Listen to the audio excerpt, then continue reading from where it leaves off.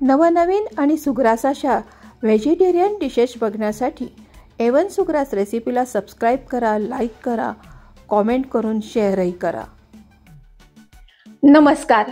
अश्विनी शुद्ध पक्षी अंबा बैसली सिंहासनी हो, प्रतिपदे पासुनी घट स्थापना करुनी हो, मूळ मंत्र जप करुनी भोवती रक्षक ठेवुनी हो, ब्रह्मा विष्णू रुद्र आईचे पूजन करीती हो. A1 सुग्रास रेसिपीच्या किचनमध्ये मी अमिता दाते आपणा सर्वांचं स्वागत करते. आज नवरात्रीचा पहिला दिवस आणि आजचा रंग आहे पांढरा. आज पहिल्या दिवशी पांढऱ्या रंगाचा साधर्म्य म्हणून मी आज साबुदाणा लाडू करत आहे. चला तर आता आपण हे साबुदाणा लाडू तयार करायला घेऊयात.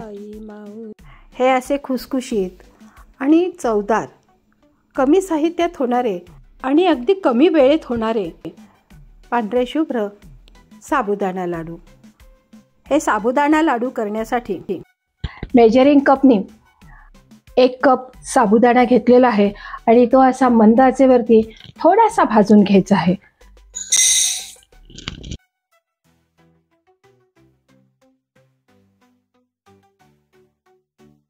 हा साबुदाणा भाजून घेण्यासाठी 3 ते 4 मिनिटे लागतात. थोडासा भाजून साबुदाणा घेतला की तो मिक्सरमधून छान बारीक होतो आणि साबुदाण्याचा कच्चेपणा पण कमी होतो.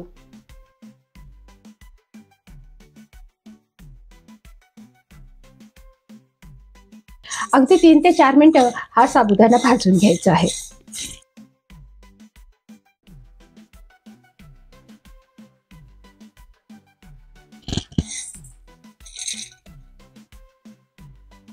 अजून 1-2 मिनिटं भाजून घेणार आहे. एखादा मिनिटभर जास्त भाजायला वेळ लागला तरी चालेल, पण जाडबुडाची कढई घेतली की अगदी मंद आचेवरती छान साबुदाणा भाजून निघतो.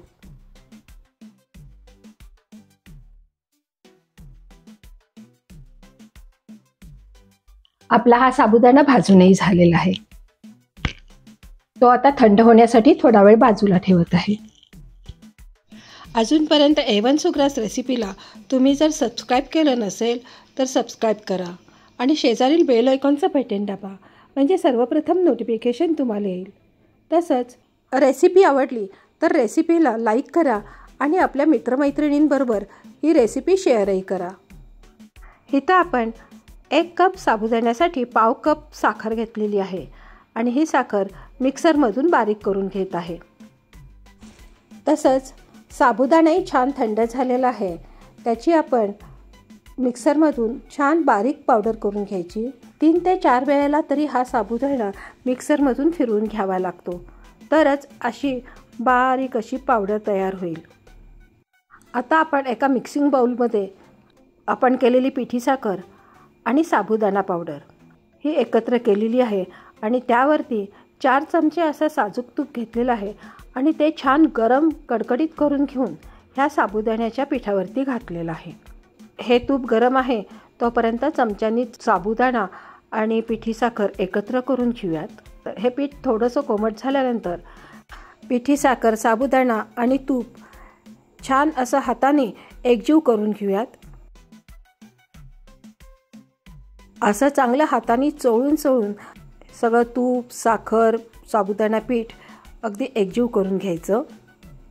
आणि हे छान एकजीव झाल्यानंतर त्यामध्ये हवी असल्यास वेलदोडा पूड घालायची आणि तीही छान मिक्स करून घ्यायची.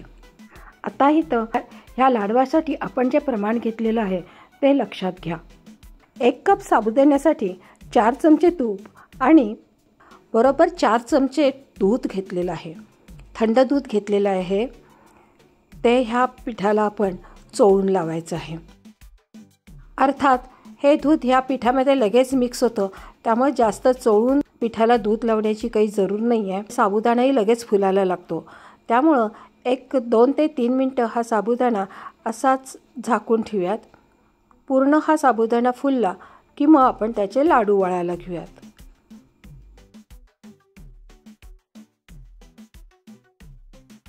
अगदी 3 मिनिटांनीच आपण हे पीठ चेक केलं तर अगदी छान साबुदाणा फुलून आलेला आहे.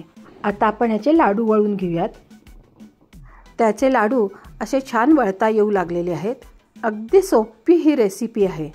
हे बघा, छान असे गोल गोल लाडू आपण आता वळू शकत आहोत. हे लाडू 3-4 दिवस छान टिकतात. त्यामुळं तुम्हाला जितके लाडू पाहिजे आहेत त्या प्रमाणात साबुदाणा घ्या आणि जे प्रमाण घेतलं असेल त्या प्रमाणाच्या पावपट साखर घ्या.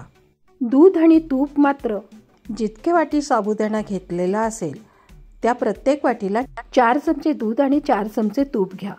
ह्या एवढ्या साहित्यामध्ये आपले 8 लाडू तयार झालेले आहेत. त्यावरती भोपळ्याच्या बिया लावलेल्या आहेत आणि सुंदर वासासाठी गुलाबाच्या पाकळ्या पेरलेल्या आहेत.